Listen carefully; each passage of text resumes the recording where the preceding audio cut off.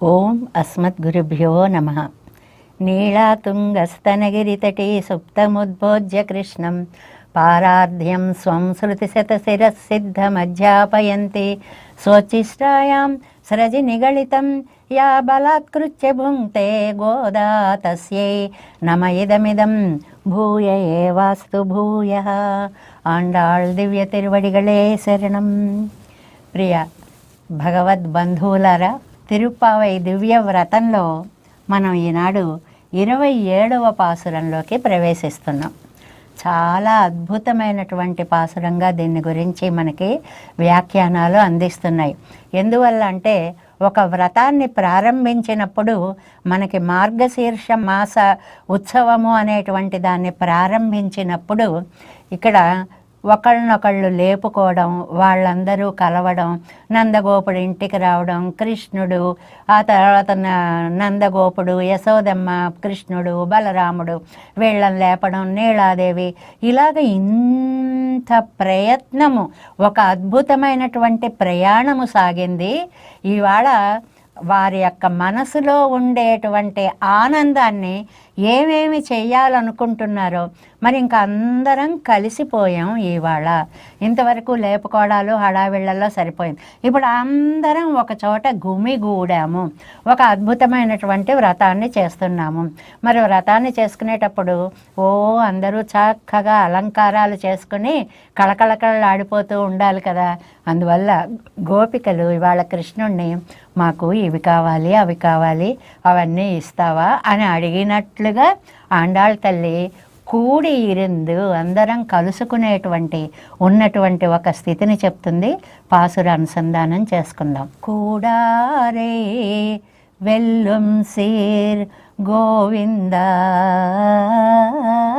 உந்தன்னை பாடி பறை கொண்டு யாம் பெரு செம்மானம் நாடு புகழும் பரிசினால் நன்றாக சூடகமே தோள்வளையே தோடே செவிப்பூவே பாடகமே என்று நைய பல்கலனும் யாமணிவோம் ஆடையுடுப்போம் அதன் பின்னே பால் சோறு மூடனை பெய்து முழங்கை வழிவார கோடையிறந்து குளிரந்து ஏலோர் எம்பாவாய்.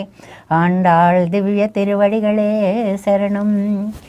ఆలయాలన్నిట్లోనూ కూడా ఇవాళ ఒక ప్రత్యేకమైనటువంటి పండగ చేస్తారండి. అక్కారడిసిల్ అంటారు దాన్ని.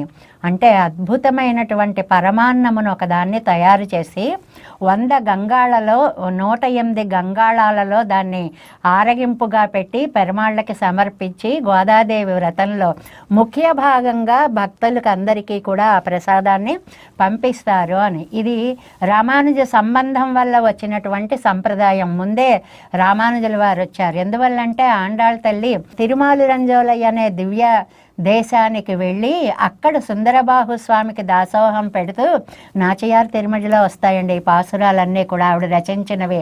నన్ను గనక నారాయణుడికి శ్రీరంగనాథుడితో నువ్వు చేర్చావంటే నీకు 100 గంగాళాల వెన్నని 100 గంగాళాల పాయసాన్ని, బెల్లపు పాయసాన్ని నీకు నైవేద్యం చేస్తాను అంటుంది ఆండాళ్ తల్లి. ఆయన గ్రహించాడు, ఆవిడ ఆయనలోకి వెళ్ళిపోయింది. తర్వాత రామానుజులు వచ్చినప్పుడు అయ్యో ఈవిడ ఇలా అనుకుంది, చేయలేకపోయింది అని ఆయన ప్రత్యేకంగా ఈ గంగాళ ఉత్సవం, అక్కారడిసిల్ ఉత్సవం అనేటువంటిది చేశారు అని చేసి ఆయన విల్లిపుత్తూరు వెళ్ళి ఆ విల్లిపుత్తూరులో ఆండాళ్ తల్లి ఆలయానికి లోపలికి వచ్చినప్పుడు ఆ మధ్యలో ఉన్న ఆండాళ్ తల్లి విగ్రహం గబగబగబా 4 అడుగులు ముందుకు వేసి కోయిలన్నా అని పిలిచిందిటండి. అన్నా అని పిలిచింది ఆండాళ్ తల్లి అంటారు. అన్నా అని పిలిచింట చాలా ప్రేమగా. అందుకనే ఆండాళ్ తల్లి విగ్రహం కొంచెం ముందుకుంటుంది విల్లిపుత్తూరులో చూడండి. వెనక స్వామిని తండ్రి గారైనటువంటి గరుడాంశ సంభూతులు పెరియాళ్వారు వెనక్కి ఉంటారు అనేటువంటిది. అలాంటి తీయటి పాయసాన్ని ఇవాళ మనం వాగ్రూపంగా ఆస్వాదించబోతున్నాము అన్నమాట. అందులో మొదటి పదం ఆఖరి పాదంలో పదం రెండిటి మధ్య ఉంది మన సంప్రదాయం అంతా, మన ఉపనిషత్ సారం అంతా, మన వ్రత సిద్ధాంతం అంతా, మన రామానుజ దర్శనం అంతా అని అంటారు పెద్దలందరూ. కూడారై వెల్లుం సీర్ గోవింద కూడారై వెళ్ళం సేర్, కూడనటువంటి శత్రువులని జయించినటువంటి గోవింద అని పిలుస్తుంది దాండాళ్ళ తల్లి. ఇవాళ నుంచి మనకి గోవిందనామం చాలా అద్భుతంగా వినపడుతూ ఉంటుంది. గోవింద అంటే 4 గకారాలు చాలా గొప్పవే అని చెప్తారు చరిత్రలో. గీత గంగా చ గాయత్రి గోవింద ఇతి హృది స్థితే. భగవద్గీత ఒకటి, గంగ ఒకటి, గాయత్రి ఒకటి, గోవిందనామం ఒకటి. 4 గకారాలు కనుక మన మనస్సులో ఉంటే పునర్జన్మ అనేటువంటిది మనకు మళ్ళీ ఉండదు అనే ఒక విషయాన్ని, అందుకనే ఏడుకొండల వాడికి ఎన్ని నామాలు ఉన్నా గోవింద గోవింద అనేటువంటి నామాన్ని అంతగా ఉచ్చరిస్తూ ఉంటారు అన్నమాట. కూడని వారిని ఆశ్రయింపని అరుల జయించెడి అలరుగుణ భరిత కృష్ణ. ఏ కృష్ణ, ఆశ్రయింపని అరులని జయిస్తావు. నిన్ను ఇప్పుడు మన గురించి అవతల వ్యక్తులు 3 రకాలుగా ఉంటారు. వాళ్ళు మనకి చాలా సుముఖంగా మనం అంటే ఇష్టం ఉన్న వాళ్ళు ఉంటారు, మనం అంటే అస్సలు ఇష్టం లేని వాళ్ళు కూడా ఉంటారు. ఉదారులు అని చెప్పి వాళ్ళు, ఆ తర్వాత తటస్థులు అనేటువంటి వాళ్ళు 3వ వాళ్ళు. వాళ్ళ గురించి మనకెందుకులే అన్నట్లుగా ఉంటారు. ఈ 3ని కూడా వశం చేసుకున్నట్ట శ్రీకృష్ణ పరమాత్మ తనకి ఇష్టమైన వాళ్ళని కళ్యాణ గుణాలు చూపించి వశం చేసుకున్నాడు. ఇష్టం లేని వాళ్ళని తన పరాక్రమాన్ని చూపించి వశం చేసుకున్నాడు అనేటువంటిది.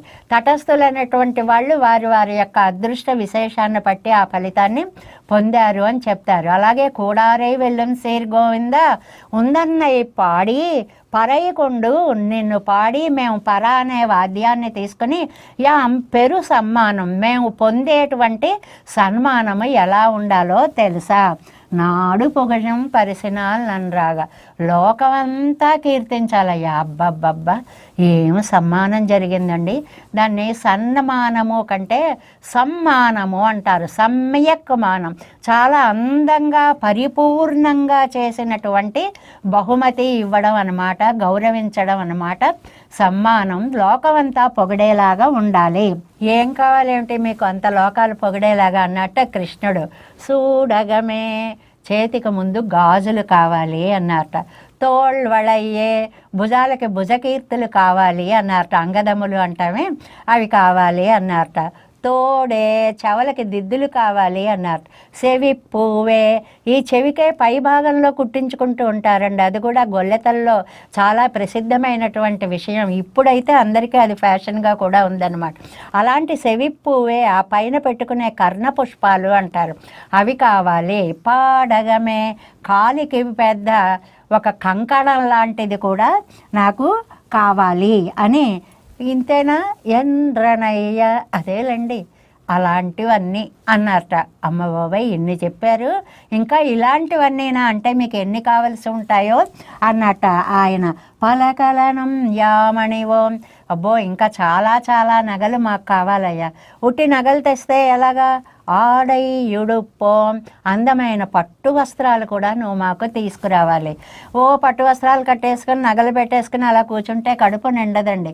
మరి ఏం చెయ్యాలి, అదన్ పిన్నే, దాని తర్వాత పాల్ సోరు మూడ నెయ్యిపైదు ముழங்கை వజివార, పాలతోటి వండినటువంటి పాయసము నేతితో నిండి ఆ ప్రసాదాన్ని ఇలా తీసుకున్నప్పుడు మోచేతి నుంచి నెయ్యి కారేలాంటి ప్రసాదం అవ్వాలి. అలా వండాలి ఈ కూడారినాడు వండేటువంటి ప్రసాదాన్ని. అందుకే మన జీయర్ స్వాములందరూ కూడా చాలా అద్భుతంగా ఈ ప్రసాదాన్ని చాలా ప్రత్యేకంగా చేయిస్తారు. మనకి 2వ పాసురంలో నెయ్యున్నాం పాలున్నాం, నెయ్యి తినం పాలు తినం అంటారు. ఈ నెల్లాళ్ళ నెయ్యి పాలు ఇవాళ పోసేస్తారన్నమాట. అందువల్ల పాలు సోరు, పాలతోటే ఉడకాలి, అసలు నీళ్లతోటి ఉడకకూడదు ఆ అన్నము అని. దాని నెయ్యి ఏమో ఈ మోచేతుల నుంచి కారిపోయేలాగా ఉండాలి. కూడి ఇరందు, ఇది ప్రాణప్రదమైనటువంటిది. ఏకస్వాదు నభుంజేత, ఎవడు చూస్తాడో ఎక్కడ పెట్టాల్సి వస్తుందో గబగబా తినేటువంటిది కాదనమాట. అందరం కలవాలి, కలిసి ఆనందంగా ఆస్వాదించాలి. కూలిరందు, మా మనసులు చల్లబడాలి. ఆహా ఎంత ఉత్సవం చేసుకున్నాం అని పైకి కొన్ని ఆభరణాలను అడిగినట్లుగా చెప్తారు. నిన్న కూడా అంతే, పైకి మాకు ఊరేగింపుకి ఇవన్నీ కావాలి అని చెప్పి శంఖాలు ఇవన్నీ అడిగారు. దాని ద్వారా అక్కడేం చెప్పారంటే పంచ సంస్కారాలు కావాలి అనేటువంటి అర్థాన్ని నిన్నటి పాసురంలో తాపహ పుండ్రహ తథా నామ అని చెప్పి మనకి 5 సంస్కారాలు చేస్తారు. భుజాల మీద శంఖచక్రాలు వేయడం, నామం మార్చడం, బొట్టు పెట్టడం, ఆరాధనా విధానం, ఇంకా ఇలాగ 5 రకాలు ఉన్నాయనుకోండి. అవి అక్కడ చెప్పి ఇవాళ అంటారు, ఇవాళ అన్నీ కూడా ఒక జీవుణ్ణి ముక్త జీవుడికి జరిగేటువంటి అనుభవం అంతా ఇవాళ పాసురంలో మనకి వర్ణించారు అని చెప్తారు. ఇది చాలా అద్భుతం. నమ్మాళ్ళవార్లు చివరి 10లో మనకి ఈ ముక్త జీవుడి యొక్క అర్చిరాది మార్గ యాత్ర అంతటినీ కూడా చెప్తారనమాట. అందులో ఏదో ఒక 500 మంది ముక్త జీవుణ్ణి రిసీవ్ చేసుకోవడం కోసం, స్వాగతం పలకడం కోసం వాళ్ళందరూ వస్తారట. అందులో కొంతమంది మాల హస్తాహ, కొంతమంది మాలలు ధరిస్తారు, కొంతమంది గంధాలు ధరిస్తారు, కొంతమంది అంజన హస్తాహ కాటుకలు, కొంతమంది వస్త్రాలు. ఇలాగ మనకి ఆ విద్యలో ఉండేటువంటి ఆ రహస్యాలన్నిటినీ కూడా ముక్త జీవని భోగమే ఇక్కడ పరమాన్నమును ఆస్వాదించుట. చాలా అత్యద్భుతమైనటువంటి భావాన్ని ఆండాళ్ తల్లి ఇందులో మనకి అర్చిరాది మార్గంలో కష్టపడి రావడం ఇవాళ దాకా పరమపదము చేరడము అనేటువంటిది ఇంతకు ముందు జరిగింది. ఇవాళ పరమపదంలో మనం అహమన్నం అని చెప్పి భగవంతుడి చేత మనం ఆస్వాదింపబడ్డం, మనం భగవంతుణ్ణి కడుపారా గ్రోలడము అనేటువంటి పాయసాన్ని ఇవాళ మనం చేసుకోవాలి అని. అయితే ఇవన్నీ మీకు ఈ నగల మీద ఇంత వ్యామోహమా? అయ్యో కృష్ణ కన్నయ్య, మాకు ఈ నగలు కాదయ్యా కావలసింది, వీటన్నిటికీ కూడా ఒక ప్రత్యేకమైనటువంటి అర్థం ఉంది. ఏమిటంటే మొట్టమొదటిది సూడగమే గాజులు కావాలి అన్నారు. ఈ గాజులు కేయూరాణిన విభూషయంతి పురుషం హారాన చంద్రోజ్వల. ఇవన్నీ కాదండి నిజమైనటువంటి ఆభరణము అని మనకి చెప్పినట్లుగా వీటి కోసం కాదయ్యా. నిజంగా చేతులకి ఆభరణము అంజలి. అంజలి పరమాముద్ర. అంటే శ్రీమన్నారాయణుడు. ఇది భగవతో ప్రథమాభిధానం, నారాయణస్య ప్రథమాభిధానం అన్నట్లుగా నారాయణ నువ్వే దిక్కు అని చెప్పేటువంటి అంజలి. దానికి కంకణాన్ని కట్టుకోవడం కూడా, ఆ వ్రతం చేయడానికి చేతికి కంకణాలను కడతారే అవి కంకణాలంటే కానీ ఈ గాజుల అలంకారం కాదయ్యా అని చక్కటి అర్థాన్ని కూడా మనకి చెప్తారు. తోల్ వళయ్యే, భుజాల మీద కేయూరాలు పెట్టుకోవాలి అనుకున్నాం, అవి కాదయ్యా. శంఖము చక్రము అనేటువంటి అత్యద్భుతమైనటువంటి నీ చిహ్నాలని ఏ బాహుమూల పరిచిహ్నిత అని, ఎవరైతే బాహుమూలంలో వాటిని ధరిస్తారో అని చెప్పినట్లుగా తప్త చక్రాంకణము అనేటువంటిది జరగాలి అనేటువంటిది దానికి అర్థంగా మనకి చెప్తారు. తోడే మంచి దిద్దులు కావాలి అంటారు. 8 రాళ్ళవా 10 రాళ్ళవా వేలాడేవా అంటే ఇవన్నీ కాదయ్యా, అష్టాక్షరి మహామంత్రము అనేటువంటి అత్యద్భుతమైనటువంటి మంత్రోపదేశం మాకు జరగాలి. అది మాకు చెవికి చాలా అలంకారమైనటువంటిది. సెవిప్పువే కింద పెట్టుకున్నారు చాలదా, మళ్ళీ పైన కూడా పెట్టుకోవాలి చెవలకి. ఎందుకు అలాగా అంటే మనకి 2 వేసి పెడుతూ ఉంటారండి. ఇటు 2 కుట్టించుకుంటూ ఉంటారు. సరే ఇప్పుడు మొత్తం చెవంతా కుట్టించుకోవడం కూడా ఫ్యాషన్లు వచ్చాయి అనుకోండి, అది వేరు విషయం.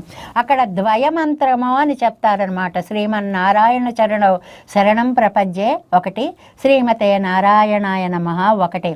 అవి సెవిప్పువుగా అంటే మేము ద్వయమంత్రాన్ని, ఇక్కడ అష్టాక్షరీ మంత్రాన్ని విని ఇక్కడ ద్వయమంత్రాన్ని విని పాడగమే చరమ శ్లోకాన్ని. ఎంత అర్థాన్ని ఆండాళ్ తల్లి రహస్యత్రయాన్ని ముద్ద చేసేసి ఈ పాసురంలో మనకి పెట్టిందా అన్నట్లుగా ఈ 3 మంత్రాలని కూడా పాడగమే అంటే కాలికి వేసేటువంటి కడియము లాంటి దాన్ని కూడా చెప్తూ ఎండ్రనయ్య పలకలను ఇలా చాలా చాలా చాలా కావాలి అని.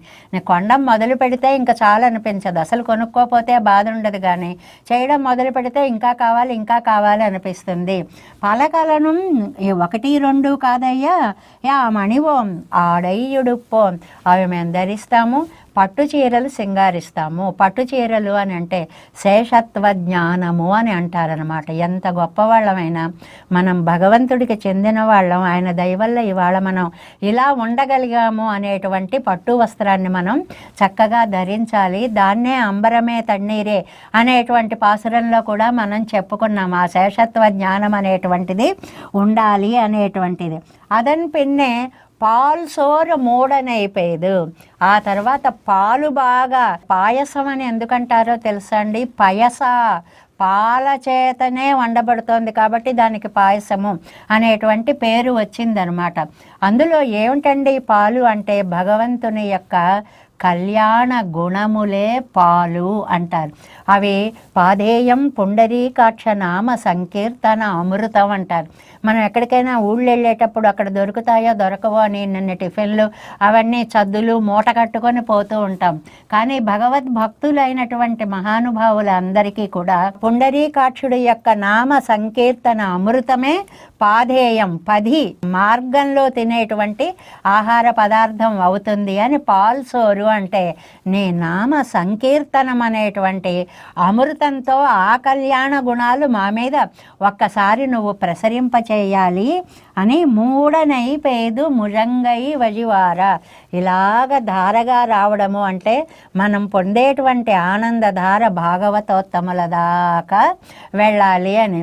లౌకికంగా సరదాగా ఒక మాట అంటారు, బాగా దాహంతో ఇద్దరున్నప్పుడు ఒకడికే నీళ్లు ధార పడుతుంటే వాడు తాగుతుంటే రెండో వాడు ఇంకా ఆగలేక వీడు మోచేతి నుంచి వచ్చేటువంటి జలాన్ని కూడా వాడు తాగేస్తాడు అంటారు. అలా అద్భుతమైనటువంటి ఆళ్వారాచార్యుల గుణానుభవంతో ఆహా ఎంత బాగుంది ఎంత బాగుందని మిగిలిన భక్తులు కూడా భగవత్ గుణానుభవాన్ని అంతటినీ కూడా పొందాలి అనేటువంటి విశేషాన్ని చెప్తూ కూడి ఇరందు కుళిరందు అందరం కలిసి చెయ్యాలి అని. ఇందులో ఇవాళ మనకి సాక్షాత్తు తిరువేంగడం, తిరుమల అంటే తిరుపతి, తిరుమల, ఏడుకొండల స్వామి వెలసినటువంటి దివ్యక్షేత్రాన్ని ఇవాళ మనకి దివ్య తిరుపతులలో చెప్తారు అన్నమాట. ఏమి దివ్యక్షేత్రం అండి, మనం వెళ్ళాలంటే వెళ్ళలేం. నీ కొండకు నీవే రప్పించుకో, ఆపద మొక్కులు మాచే ఇప్పించుకో అంటారు. ఆయన దయ ఉంటే కానీ మనం బయలుదేరినా కూడా ఆయన దగ్గరికి వెళ్ళలేం. శ్రీశైలవాస, శేషాద్రివాస, గరుడాద్రివాస, వరుసగా 7 కొండల పేర్లు. నారాయణాద్రీస, ఓ నారాయణ పర్వతం, అంజన పర్వతం, గరుడ పర్వతం, అన్ని పర్వతాలని కూడా నేను నీకేం తేగలమయ్యా, ఏమీ తీసుకురాలేము. ఈ ఆత్మని నీ పాద సన్నిధిని చేర్చుకో, చింతామణిగల్ పగల్సై తిరువేంగడత్తానే అంటారు నమ్మాళ్ళ వార్లు. అందుకని ఉలగం ఉండ పెరువాయా ఉలప్పిల్ కీర్తి అమ్మ అనే అంటారు. లోకాలన్నీ మింగినటువంటి స్వామి అని మెరిసిపోతూ ఉన్నటువంటి ఆ స్వామి రామానుజ సంబంధం దగ్గరికి వచ్చేటప్పటికి అప్పనుక్కు శంఖ చక్రాలు ఇచ్చినటువంటి స్వామిగా భగవద్ రామానుజులు చెప్తారు. అంటే ఆ రోజుల్లో ఉండేటువంటి కష్టాలు ఎన్ని అన్నీ కాదు, కూడని వారు అంటే ఇప్పుడు యాదవ ప్రకాశులని రామానుజులకు ఒక గురువు గారు ఉన్నారు. ఆయన ముందు కూడలేదు, ఆ తర్వాత తల్లి హితోపదేశం చేస్తే సరైన పరమాత్మని అడిగి గురువులను అడిగి అప్పుడు వచ్చి ఆ శిష్యుడికి పాదాక్రాంతుడైనటువంటి గురువు యొక్క చరిత్రని యజ్ఞమూర్తి అనే ఇంకొక అరుళాళ పెరుమాళెంబెరుమానారని ఈ విషయాలన్నిటినీ కూడా మనకి కూడారే వెల్లింసీర్ అనేటువంటిది భగవద్ రామానుజ సంబంధంగా చెప్తూ రామానుజులు ఆ 7 కొండల్లో స్వామి యొక్క ఎత్తు కంటే రామానుజ సన్నిధి కొంచెం పైకి ఉంటుంది. జ్ఞానముద్ర కలిగిన వారే ఉంటారు. అంటే భగవంతుడు నువ్వు లోకానికంతటికీ మంత్రోపదేశం చేస్తున్నావు, నా మాట ఏమిటి అంటే నీకు కూడా నేను శంకు చక్రాలు ఇస్తాను ఉండే అని వెంకటేశ్వర స్వామికి భగవద్ రామానుజులు అంతకు ముందు లేవండి అని అంటే మనకి నాకు యుద్ధము శత్రువులు వచ్చారు ఏం చెయ్యాలో తెలియట్లేదు అని తొండమాన్ చక్రవర్తి లాంటి వాళ్ళు అడిగేటప్పటికి పాపం అవి ఇస్తే వాళ్ళు ఇంక సొంతం చేసుకున్నారో ఏమో, మళ్ళీ స్వామి దగ్గరికి అవి రాలేదు. అప్పుడు ఈ శంఖ చక్రాలను భగవద్ రామానుజులు అనుగ్రహించారు అనేటువంటిది రామానుజ సంబంధాన్ని చెప్తూ గోవిందనామం కూడా ఈయనకి చాలా చక్కగా సరిపోతుంది. గో అనే శబ్దానికి 10 అర్థాలు ఉన్నాయండి. పశువులు అనేటువంటి మాటతో పాటు వాక్కులు అనేటువంటి దివ్యార్థం కూడా. గో అంటే వేదం అన్నమాట, వేదవాక్కు. వేదాన్ని ఆయనకి కూడా అంతర్జ్వరం అశీసియతని, అయ్యో నన్ను ఎవడు ఏం అపస్వరం పలుకుతాడో అని భయపడేటువంటి వేదమాతకి కూడా ఈయన రక్షణ కల్పించారు భగవద్ రామానుజులు. ఎన్ని శ్రీ సూక్తులు వల్లింప చేశారో, ప్రపంచానికి అందించారో, స్వామికి ఈయన వల్ల ఎంతటి ఒక నిర్భయత్వము అనేటువంటిది, ఇలాంటి ఆచార్యులు దొరికారు అనేటువంటిది అటు స్వామికి ఇటు లోకానికి కూడా ఉండేటువంటి ఆ రామానుజ నామాన్ని గోవిందనామంతో కూడా వాక్కులను సంరక్షించిన స్వామిగా చెప్పారు అనేటువంటిది కూడా మనకి ఇలా చెప్తూ ఇవాళ తిరువేంగడము అని చెప్పి ఆ తిరుమల శ్రీనివాసుడిని ఒక్కసారి దర్శించుకున్నాము. తిరుమల శ్రీనివాసుడికి గురువుగా నిలబడినటువంటి ఆచార్య స్థానంలో ఉన్నటువంటి భగవద్ రామానుజ సంబంధాన్ని చెప్పుకున్నాము. ఆ ఉత్సవానికి ఆండాళ్ తల్లి కోరికకు గుర్తుగా వారు చేసిన ఉత్సవానికి 100 గంగాళాలతోటి 108 గంగాళాలతోటి వెన్నని పాయసాన్ని చేయడము అనేటువంటి ఒక అద్భుత సంప్రదాయాన్ని గురించి కూడా తెలుసుకున్నాము. ఎలాంటి వారిని తన కళ్యాణ గుణాలతోటి వశించేసుకునేటువంటి పరమాత్మ తత్వాన్ని చెప్తూ ప్రతి వ్యక్తి కూడా కంకణధారి అయి అంజలిని ధరించి శంఖచక్రాలు ధరించి ఆ తర్వాత అష్టాక్షరీ మంత్రాన్ని పొంది ద్వయమంత్రాన్ని పొంది శిరస్సు వంచి నమస్కరించి గురుదేవులకి తద్వారా భగవత్ సన్నిధికి మనం సాష్టాంగ దండ ప్రణామం ఆచరించాలి అనే సిద్ధాంత విషయాన్ని ఆండాళ్ తల్లి ఈ పాసురంలో చాలా అద్భుతంగా మనకు అందించింది. ఇలాంటి అద్భుతమైనటువంటి మధురమైనటువంటి సాంప్రదాయక విషయాలను మరిన్ని తెలుసుకుంటూ ముందుకు సాగుదాం. ఓం అస్మద్గురు